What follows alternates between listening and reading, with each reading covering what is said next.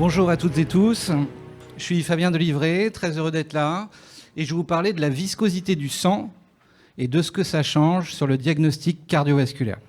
Je vais commencer par une anecdote. Il y a une dizaine d'années, j'ai un ami chercheur qui me parle de ses travaux. Et il m'explique que quand il regarde couler du sang, il ne retrouve pas les équations de la littérature. Je comprends tout de suite qu'il a quelque chose de fou, qu'il est en train de poser.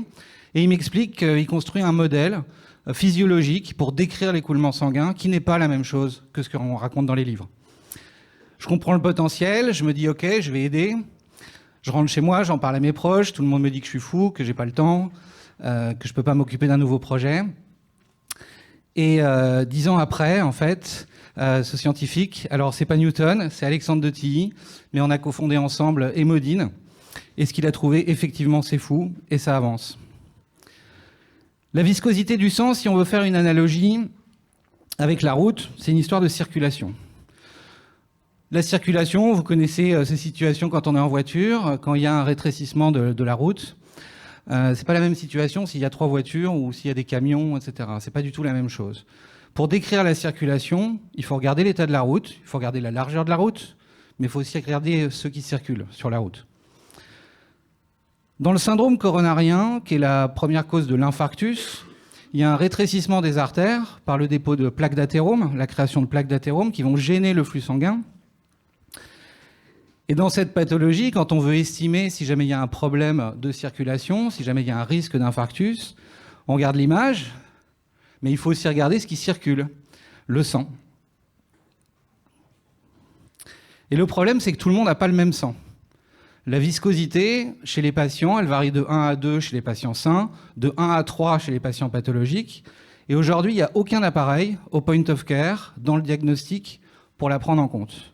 Donc on regarde que la route. Le souci, c'est que du coup, sur les évaluations qui sont faites, pour les 600 000 personnes qui ont des résultats qui sont borderline, qui sont proches du seuil, dans un cas sur 3, on les oriente mal dans le parcours.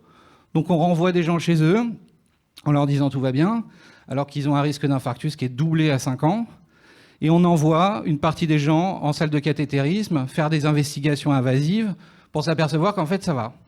Donc il y a un coût faramineux. Notre solution, c'est un combo avec un appareil très simple, très rapide, de mesure de viscosité. On met un échantillon de sang dedans, on appuie sur un bouton, on a un résultat. C'est la viscosité du patient, la donnée personnalisée. Et on injecte ça dans un modèle physiologique qui respecte la physiologie de l'écoulement. Le sang n'est pas un fluide, en fait, et qui va permettre de produire les indicateurs pour décider de la pose d'un stent.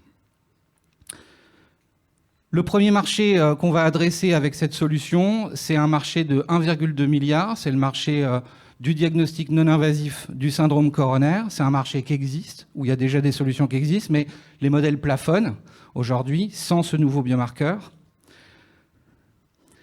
Aujourd'hui, on lance notre levée, notre pré-seed de 500K pour aller mener une première étude clinique de performance, se confronter à la clinique et montrer la supériorité de notre approche, de la viscosité et de notre modèle physiologique.